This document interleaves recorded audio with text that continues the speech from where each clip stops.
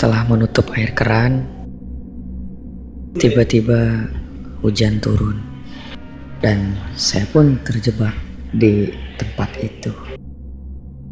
Lalu perasaan penasaran pun semakin membesar, semakin penasaran. Dan akhirnya saya memberanikan diri untuk membuka satu persatu pintu toilet itu.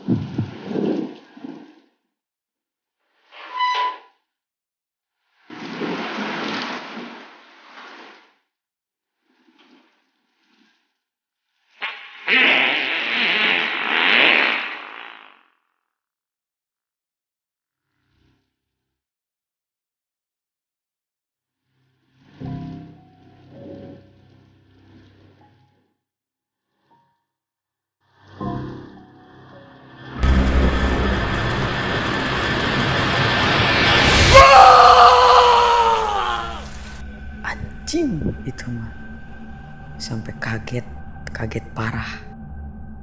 Tapi waktu itu saya masih penasaran. Dan akhirnya